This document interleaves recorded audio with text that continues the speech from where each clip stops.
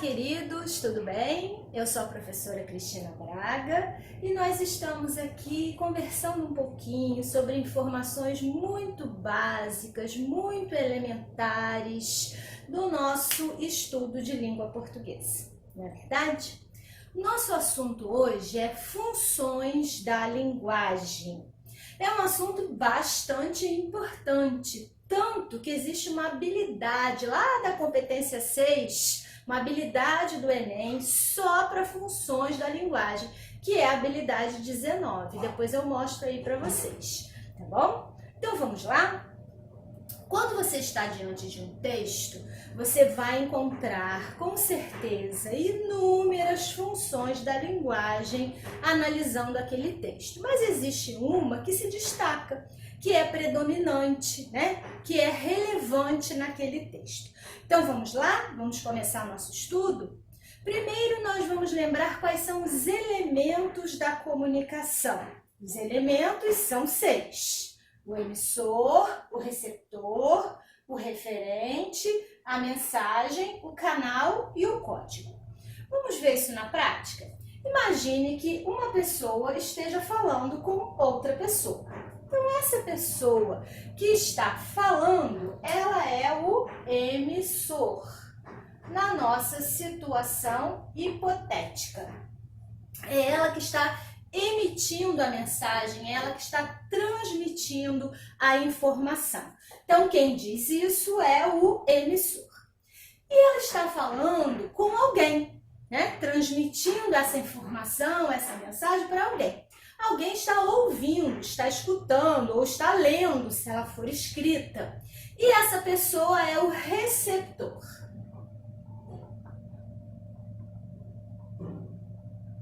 Então, nós temos o emissor e o receptor, 2 elementos da comunicação. Para que um transmita a informação para o outro, é preciso que haja uma informação, né? Haja um assunto, haja um referente, eles vão falar sobre alguma coisa. Então, esse assunto, essa informação é o referente, que nós vamos escrever aqui, referente. Se esse assunto, esse referente, essa informação, ele é elaborado, se a pessoa que está criando essa informação tem por objetivo criar efeitos de sentido, fazer uma seleção vocabular, criar e brincar ou rebuscar os mecanismos da língua com palavras elaboradas, com ambiguidade, com polissemia, nós já estamos saindo um pouco do referente e entrando na mensagem. A mensagem é esse referente elaborado. Então, a gente vai botar aqui mensagem.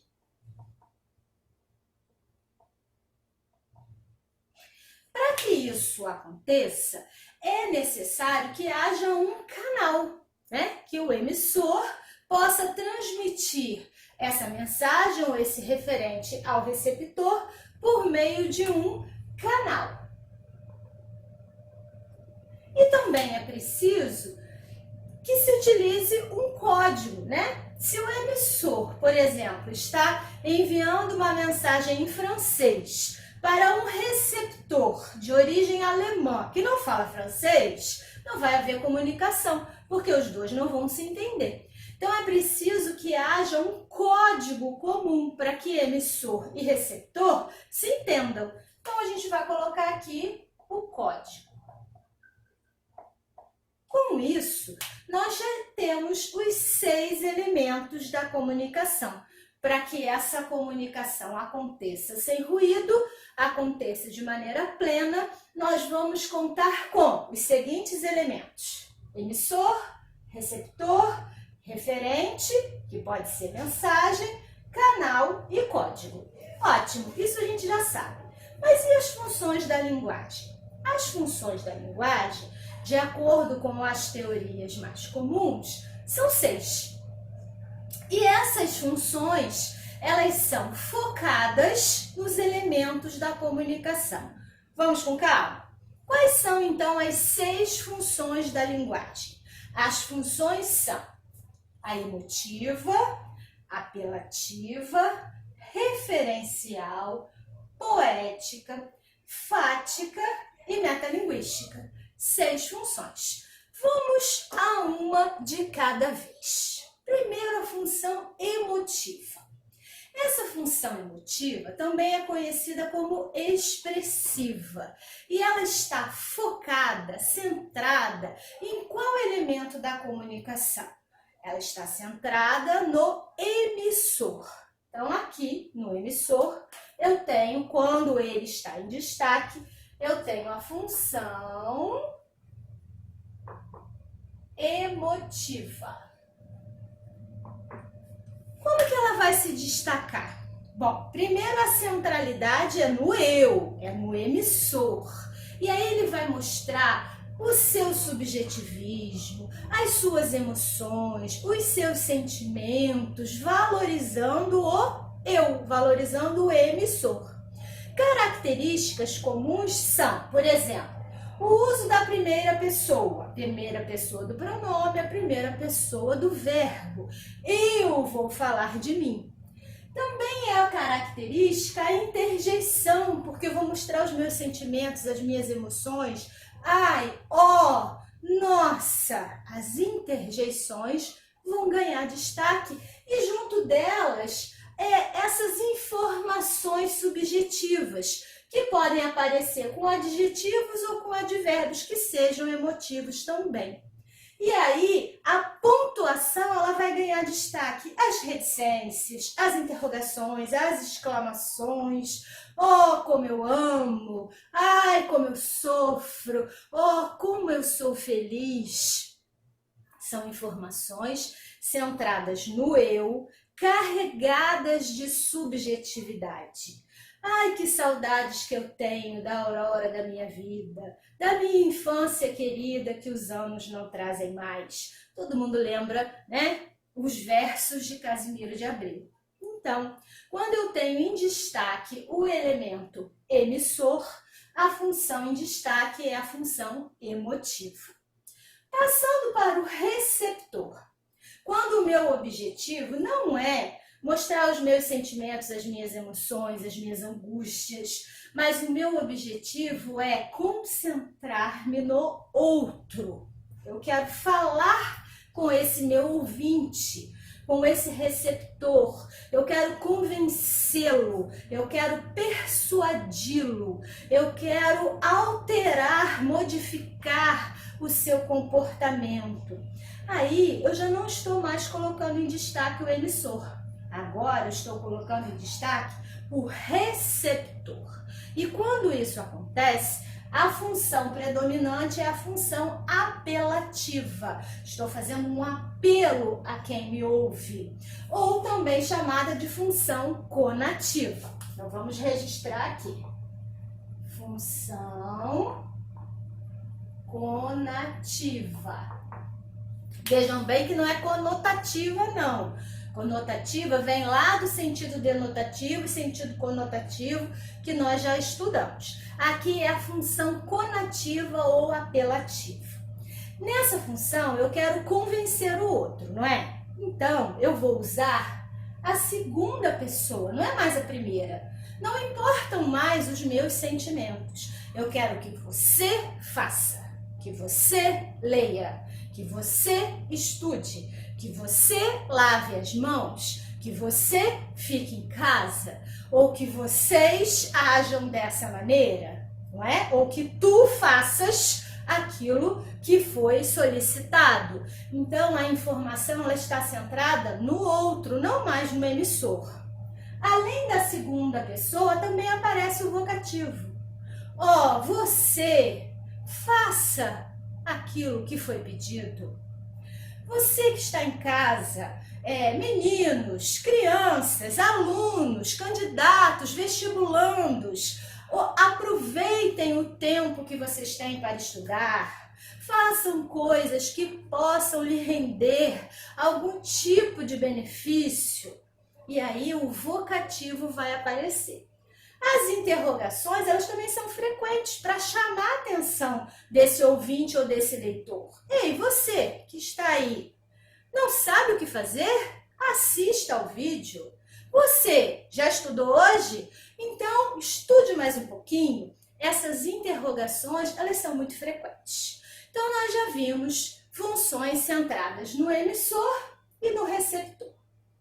Vamos ver agora quando a função da linguagem ela é centrada no assunto, no referente. Não está em destaque quem fala e não está em destaque quem ouve. Não está em destaque quem escreve e não está em destaque quem lê. O importante é o assunto, é a informação. Essa informação, então, é aquela que vai aparecer predominantemente com sentido denotativo, não é verdade? Não existem arroubos de emoção, de subjetividade, de muito sentimentalismo, porque isso ficaria para a função emotiva. Também não existem arroubos de persuasão, de convencimento, para que o outro mude o seu comportamento. O que importa é informar. A partir de não sei que dia, tal coisa vai acontecer. Não houve emoção, não houve convencimento, apenas a informação.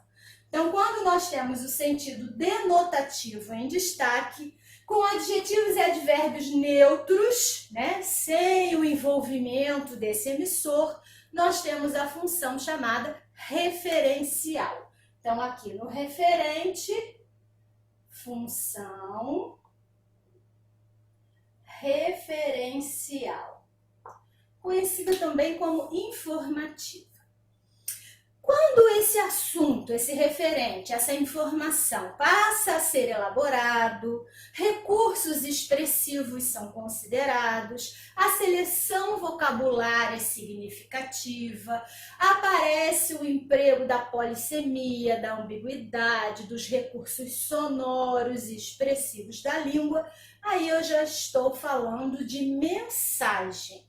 Quando o destaque é na mensagem, a função é a função poética. Então, função poética aqui é quando se destaca o efeito estético, os sentidos múltiplos e incomuns da linguagem, quando se valoriza a conotação, e aí aparecem as figuras de linguagem, aparece a ambiguidade e a polissemia. Prestem atenção que essa função poética ela não aparece só quando você está lendo um poema. Claro que não. Ela também pode aparecer num texto em prosa, ela também pode aparecer numa mensagem publicitária. Quando nós, então, estamos destacando a mensagem no texto, temos a função poética. Muito bem. Continuando, vamos à função fática. A função fática ela é centrada no canal. Mas o que é isso? Muito comum quando você inicia ou quando você finaliza uma mensagem. É aquele contato inicial entre o emissor e o receptor, que pode acontecer de diferentes maneiras. Você liga para alguém e diz: "Oi, é você? Tudo bem? Pode falar?" Acabou. Olha só.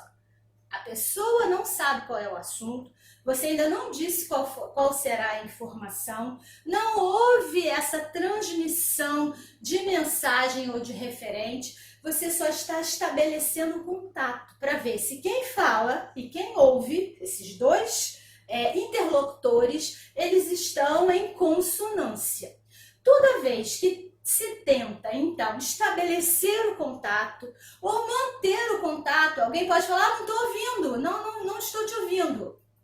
Liga depois ou fala daqui a pouco." Não, a comunicação está ruim. Você está mantendo o contato. Ou quando você finaliza o contato. "Então tá bom, tá? Depois a gente se fala." Eu finalizei o contato. Toda vez que você pretende iniciar, manter ou finalizar o contato entre os interlocutores, você está destacando a função chamada função fática. Vamos registrar aqui.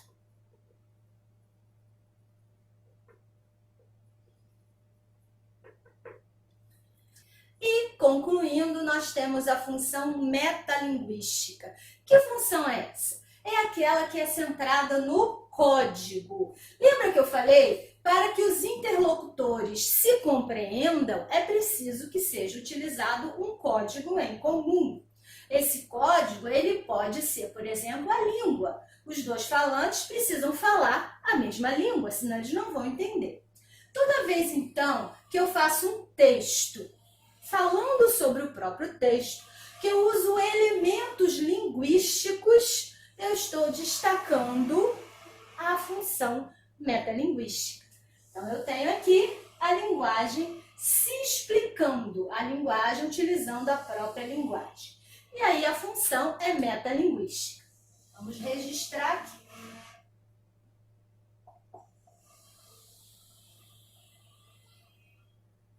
Função metalinguística.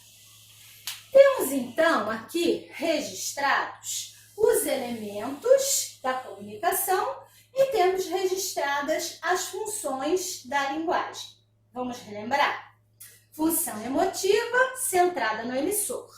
Função conativa ou apelativa, centrada no receptor.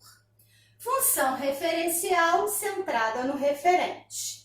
Função poética, centrada na mensagem. Função fática, centrada no canal. E função metalinguística, centrada no código. Agora vamos tentar alguns exemplos. Se você está lendo, por exemplo, um texto que é uma página de diário, e aquele emissor está mostrando os seus sentimentos, a sua emoção, o seu sofrimento ou a sua alegria, a sua dor ou o seu contentamento, expressando-se em primeira pessoa, é claro que está em destaque a função emotiva. Se o seu texto é uma mensagem publicitária, é uma campanha publicitária, é um cartaz de alguma campanha de prevenção, por exemplo, eu estou preocupada em influenciar o comportamento do outro, para que o outro passe a ter um tipo de comportamento, ou para que ele compre o meu produto, ou para que ele pratique as minhas ideias e assim por diante. Então, se eu tenho uma mensagem, por exemplo, de prevenção contra alguma doença, e lá existe um texto híbrido, né, verbal e não verbal, com palavras e imagens, mostrando, faça isso, não faça aquilo, haja assim. Olha aí a campanha, a menção, nós temos tantas. Campanha contra a dengue, agora na época do coronavírus, então, quantas mensagens estão sendo veiculadas nas redes sociais, mostrando como que você deve agir para se prevenir. E as campanhas publicitárias, as mensagens publicitárias povoam as questões do Enem. Então, assim, fique muito atento a essas mensagens publicitárias, porque elas estão muito presentes na prova do Enem. Se você está se preparando para isso, preste atenção. Então, nesses casos em que o receptor é o interesse, é o alvo, eu tenho a função apelativa.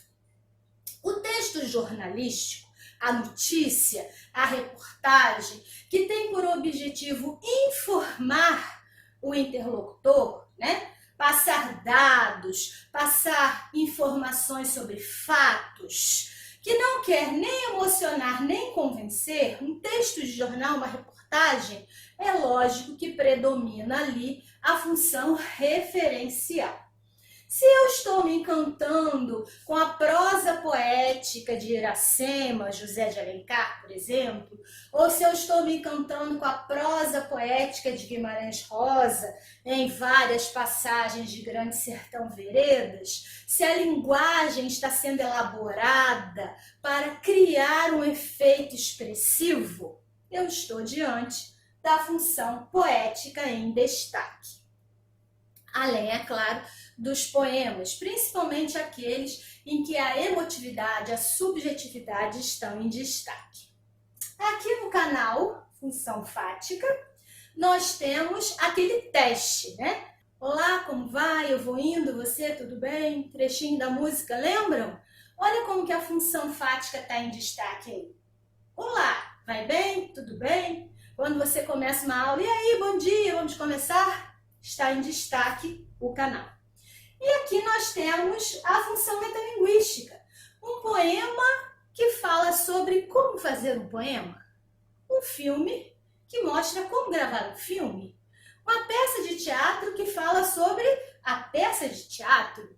E aí nós temos a língua cuidando da própria língua. Olha a função metalinguística.